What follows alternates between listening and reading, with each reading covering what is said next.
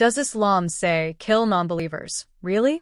If this were true, then none of the Hindus would be alive today because Muslims ruled India for over 1,000 years. Hey everyone, this is Cleofe, your host at the Cleofe podcast. Let's listen to the deep dive on this topic. Please like and subscribe to this channel, as I know you all like it and want to tune in every day. That's the reason that we try to bring a deep dive on a daily basis.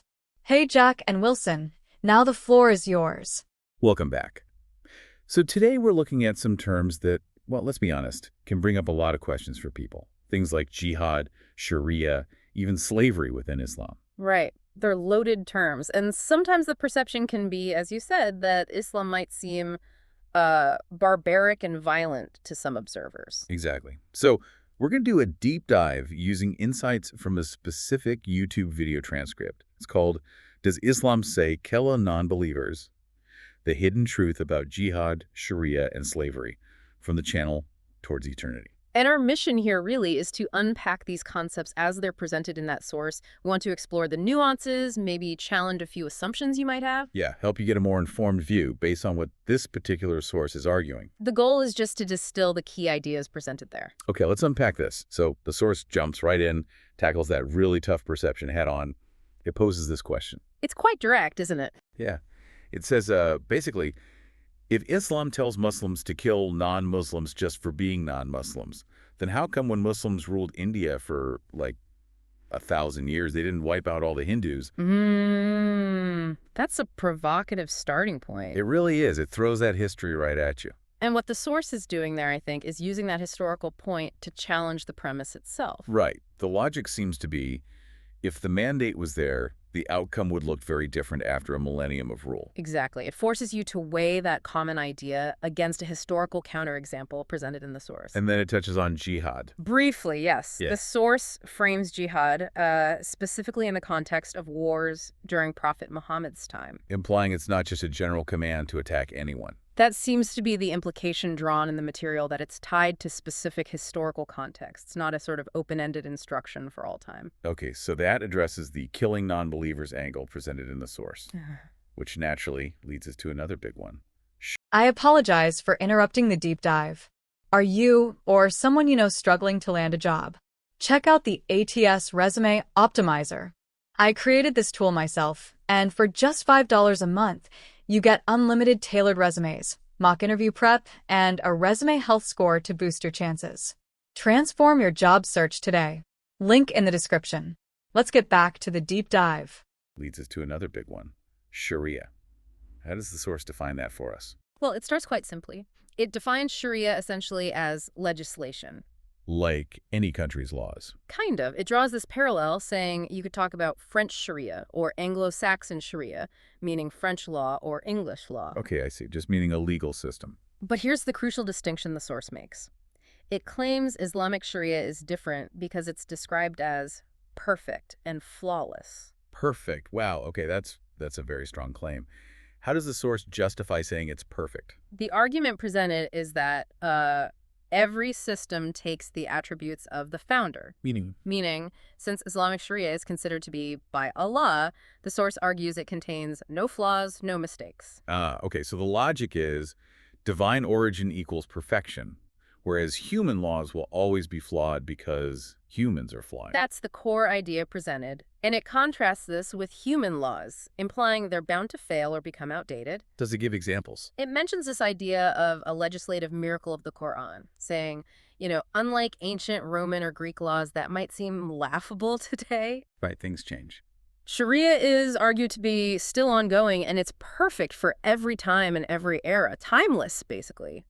Okay, this idea of a perfect timeless law often runs up against another common perception, which the source itself brings up, that Islamic punishments can seem very harsh. Yes, it mentions that anecdote from an open house in Wisconsin where a woman directly asked about the harshness of Sharia punishment. Right, that's a sticking point for a lot of people, I imagine. They hear about these things and wonder about the human cost.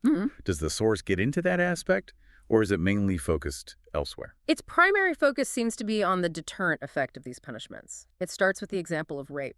A very sensitive topic. Extremely. And it quotes some U.S. statistics like 93,000 reported rapes a year, offenders maybe serving only 5-7 years. And the cost. Yes, it points out the societal cost.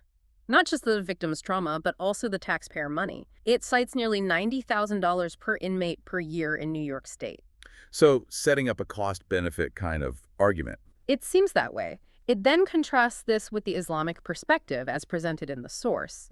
It argues that just punishment applied publicly acts as a strong deterrent. Publicly. That's mentioned, yes. The idea is that seeing the consequence stops others. And the source claims that in Islamic or Muslim countries with these deterrents, the rates of crimes like rape, homicide, drug abuse, assault are really low. So the core argument is harshness equals effectiveness in prevention. That's the perspective being put forward here. The severity is linked directly to preventing future crime. So it really pushes you, the listener, to think about the trade-offs. A system prioritizing prevention through quite severe deterrence. What does the source say this means for protecting victims and for society overall? Well, the implication is that this approach is the best way to protect victims by preventing the crime from happening in the first place. It frames it as economically and socially efficient, even if it appears harsh on the surface. Protect the community by deterring the potential criminal. That's the logic presented.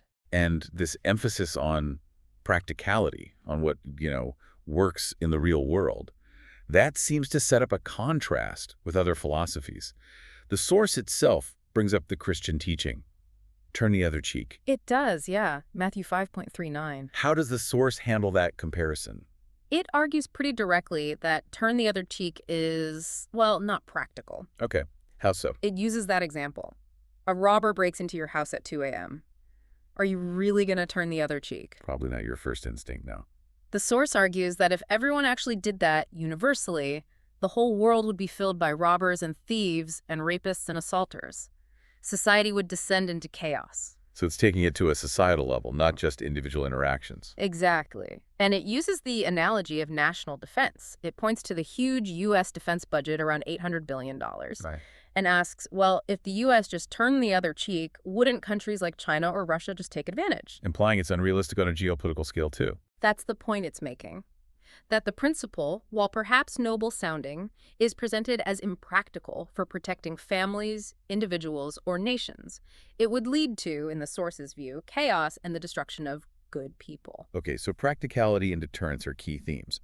When we get down to specific punishments mentioned, the source talks about capital punishment for adultery, acknowledging that this is often seen as barbaric in the West. Yes, another very challenging area. How does the source explain the reasoning behind that specific punishment?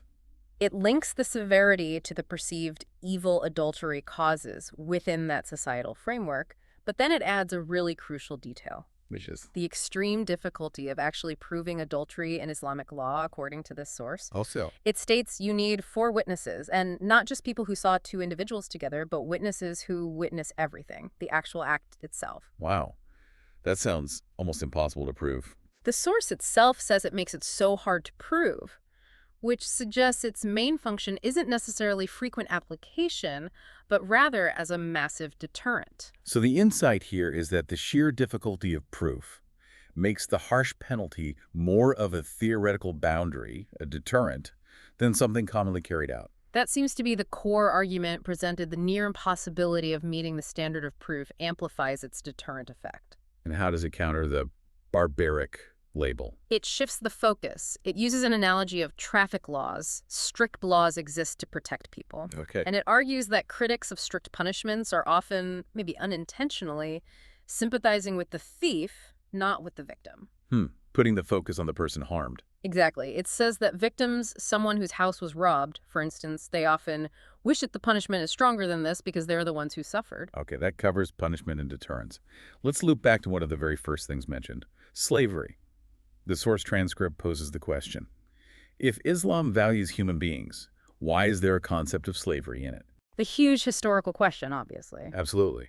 What perspective does the source offer on this? Well, the excerpt we have is relatively brief on the mechanisms, but it makes the statement that Islam inhibited the love of freedom in the hearts of Muslims. Inhibited or instilled? maybe instilled. Inhibited sounds negative. Let's assume it meant instilled or encouraged. Self-correction is natural. Okay, so fostered a desire for freedom. Right. Perhaps instilled or fostered is a better reading. It suggests an internal motivation towards freedom. Then it draws a comparison. So what? To Abraham Lincoln freeing 4 million slaves in the U.S. Okay, and the point? The source notes this led to the Civil War, where 500,000 died and 500,000 were disabled. Ah, so it's contrasting the outcomes or the process of ending slavery. It seems to be. It presents the U.S. experience as incredibly violent and costly in human lives, implying that the approach attributed to Islam, perhaps focusing on that internal love of freedom, offered a different, maybe less societally disruptive path for addressing the institution. Interesting. So the key takeaway is the contrast in the societal cost and method of transition away from slavery, as presented by the source. That appears to be the core insight offered in that specific comparison. So as we wrap up this deep dive, we've definitely journeyed through some complex territory based on this source. Absolutely. From challenging that initial kill non-believers idea to unpacking the claim of Sharia's perfection. And really getting into that debate around harsh punishments, deterrence, and practicality versus other ideals. It forces you to look at justice and law from a different angle than you might be used to. Yeah, this source definitely pushed us to consider those alternative perspectives on crime, punishment, and societal order. And I think what becomes clear is that understanding these different legal philosophies, as presented here, means trying to step into that perspective. Are you prioritizing the victim, the potential criminal? Yeah. Societal stability, individual freedom. They're weighed differently, aren't they? Very differently. And this source clearly emphasizes societal protection and deterrence as paramount, arguing that this ultimately serves the victims best. It really asks you to consider the underlying values driving it all. Which leaves us and you with maybe a final thought to chew on, building on what we've discussed from this source. If you imagine a legal system designed or believed to be designed as flawless and timeless, as the source claims for Sharia. Right. What trade-offs might a society actually make to achieve what it sees as ultimate justice and deterrence through such a system? And what would that society look like? Some deep questions to ponder there. Definitely plenty to think about. We hope this dive was insightful. Thank you for joining us for today's podcast. I hope you've gained some valuable insights. If you're a truth seeker, yearning for divine light and ready to step out of darkness, now is your moment. The truth is that Allah is the one and only creator of the universe. He has sent over 124,000 messengers and prophets to guide humanity, starting with Adam and culminating with the final messenger, Prophet Muhammad, peace be upon them all. If you resonate with this message, you might be ready to embrace Islam. Simply recite the Shahada, the Islamic declaration of faith. For further support, feel free to join our WhatsApp group. You can send us a private message there. The link is in the video description. Don't wait until it's too late. We look forward to connecting with you soon.